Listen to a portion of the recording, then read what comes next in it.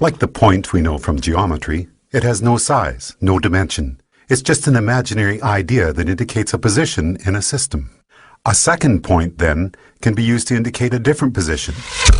But it, too, is of indeterminate size. To create the first dimension, all we need is a line joining any 2 points. A first-dimensional object has length only, no width or depth. If we now take our first-dimensional line and draw a second line crossing the first, we've entered the second dimension.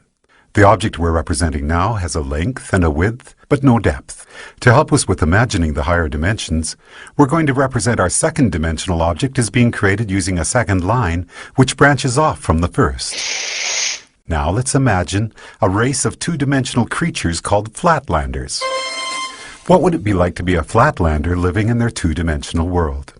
A two-dimensional creature would have only length and width, as if they were the royalty on an impossibly flat playing card. Picture this. A flatlander couldn't possibly have a digestive tract because the pipe from their mouth to their bottom would divide them into 2 pieces. And a flatlander trying to view our three-dimensional world would only be able to perceive shapes in two-dimensional cross-sections. A balloon, for instance, would start as a tiny dot, become a hollow circle which inexplicably grows to a certain size, then shrinks back to a dot before popping out of existence.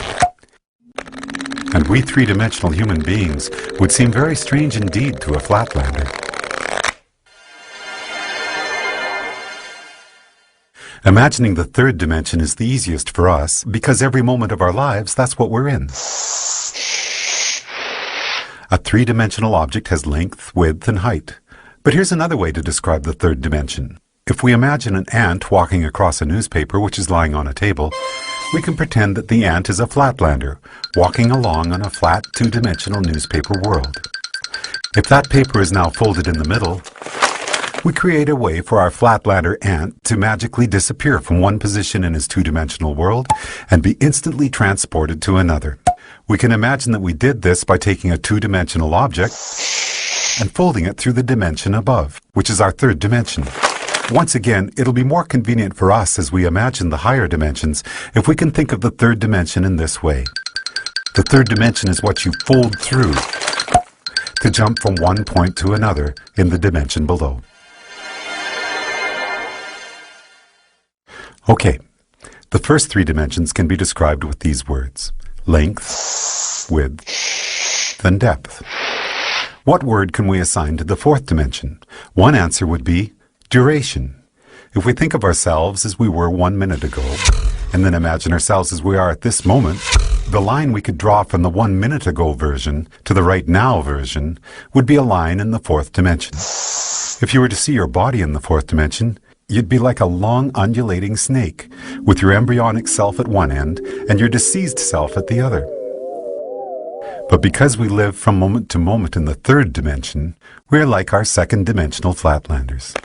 Just like that flatlander who could only see two-dimensional cross-sections of objects from the dimension above, we, as three-dimensional creatures, can only see three-dimensional cross-sections of our 4th-dimensional self.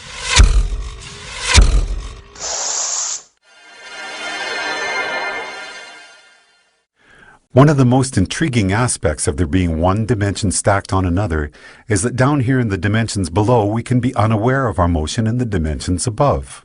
Here's a simple example. If we make a Mobius strip, take a long strip of paper, add one twist to it and tape the ends together, and draw a line down the length of it, our line will eventually be on both sides of the paper before it meets back with itself. It appears, somewhat amazingly, that the strip has only one side, so it must be a representation of a two-dimensional object. And this means that a two-dimensional flatlander, traveling down the line we just drew, would end up back where they started without ever feeling like they had left the 2nd dimension. In reality, they would be looping and twisting in the 3rd dimension, even though to them it felt like they were traveling in a straight line. The 4th dimension, time, feels like a straight line to us, moving from the past to the future. But that straight line in the 4th dimension is, like the Mobius strip, actually twisting and turning in the dimension above. So the long undulating snake that is us will feel like it is moving in a straight line in the 4th dimension, but there will actually be, in the 5th dimension, a multitude of paths that we could branch to at any given moment. Those branches will be influenced by our own choice, chance, and the actions of others. Quantum physics tells us that the subatomic particles that make up our world are collapsed from waves of probability simply by the act of observation. In the picture we are drawing for ourselves here, we can now start to see how each of us are collapsing the indeterminate wave of probable futures contained in the fifth dimension into the fourth dimensional line that we are experiencing as time.